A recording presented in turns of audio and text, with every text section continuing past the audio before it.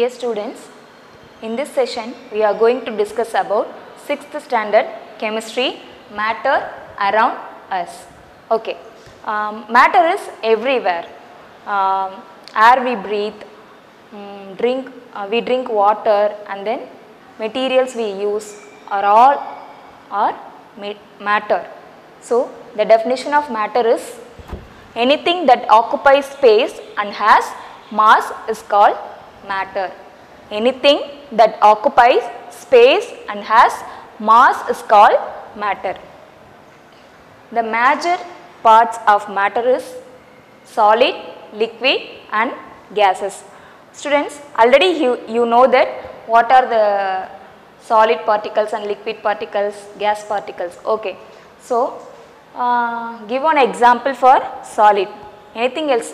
Book, table, fan, light, etc. So, example for liquid is water, and an example of gas, oxygen, nitrogen, that's it. Next, the two important factors of these major parts of matter.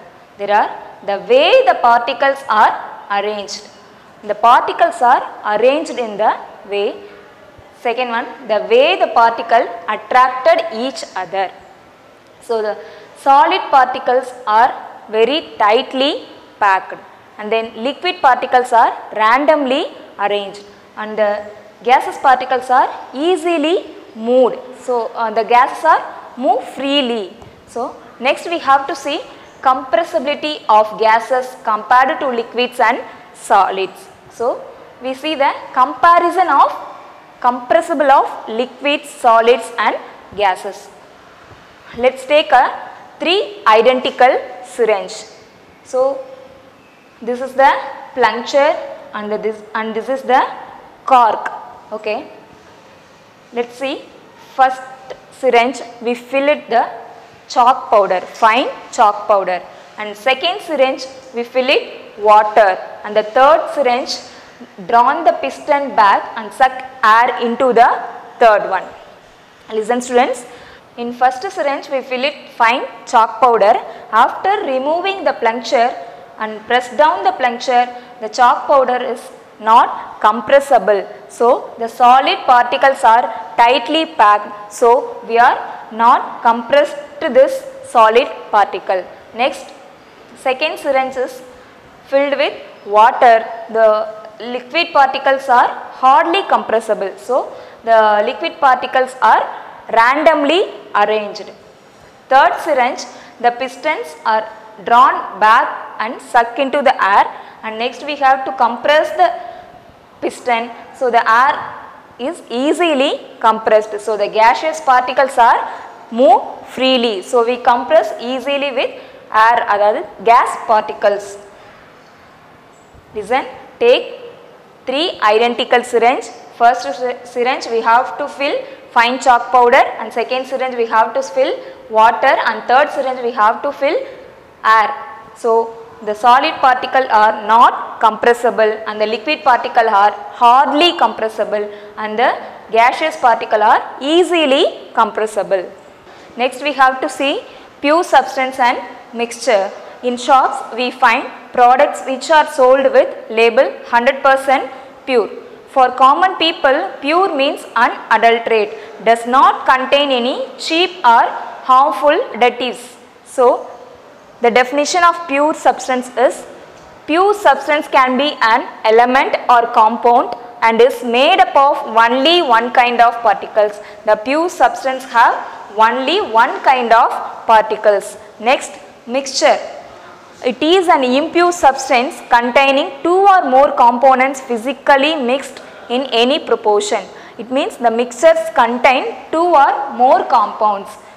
Okay. Next we have to see separation techniques. Separation. The definition of separation is the process by which the components of mixture are isolated and removed from each other to get pure substance. The process by which the components of mixture are isolated and removed from each other to get pure substance. So, we have had the snack. Can you identify and mention few things that are present in snacks like mixture or fruit salad, etc.? You are able to identify the ingredients in them from their colors, appearance, taste. So, separation of mixture. All mixtures used as they are in, there are need for separating the components. Materials we use in our day-to-day life are got from different sources and are very often combined with other substances. So, to know the original properties to use the individual substance, we need separation. So, why do we need separate the mixtures? To remove harmful impurities. We need separation to remove the harmful impurities. Next, to extract a component from other component. That means the extract of components to one component to other component. Next, to obtain a component in highly pure form. So, the components are highly pure form. So, why do we need separate mixture? Remove harmful effects, harmful impurities, extract a component from other component to obtain a component in highly pure form. Okay. Next, we have to see separation of solid. There are 5 methods of separation of solid. First one is hand picking, second one sieving, and third one winnowing, fourth one threshing, fifth one magnetic separation. First we have to see hand picking method. How do we identify a stone from a grain of rice? If the stones are visible different from the grain, they can be easily picked and separated by hand. This is the hand picking method. So, the hand picking method is separating distinctly different solids. Separating distinctly different solid. Second method, sieving. A sieve is similar to a strainer. Sieve is used when we have to separate solid particle of different size. Example, bran from flour, sand from gravel, etc. So, the sieving is separating solid of different size. Next, winnowing method. It is an agricultural method for separating grain from husk. Rice, wheat and other food grains are covered in husk which cannot be eaten by us. Husk is very light and get easily blown away from breeze or wind. This method is called winnowing. It means lighter particles from heavier particle. The winnowing method is used to separate the lighter particles from heavier particles. Next method, threshing. Threshing is the example of the grains are separated from their stalks. So, removing the grains from stalks. Next method you have to see magnetic separation. So, magnetic substance to non-magnetic substance. It is used to separate the magnetic substance to non-magnetic substance. Next, let us see the separation of solid liquid mixture. How to separate the solid to liquid mixture? First method we have to see churning. When we are fine, insoluble solid have been separated from the liquids and butter from curd. Churning is performed. It is separating dissolved solid from liquid. Churning is separating dissolved solid from liquid. Next method, sedimentation. Settle down of suspended insoluble heavy solid. It is settle down of suspended insoluble heavy solid. One example for sedimentation. The rice or pulses are washed in water. The lighter impurities float while heavier rice grains sink to the bottom. This is called sedimentation. The water with the impurity is carefully poured away, leaving clean rice at bottom. This is called decantation method. The clear supernatant liquid without disturbing the sediment particles. So, separate the clear supernatant liquid without disturbing the sediment particle. Next one, filtration. Filtration method. We use filter papers to remove the fine impurities. A filter paper has very fine pores much smaller than soil particles. So, the filtration method is used to separate the insoluble solid from liquid.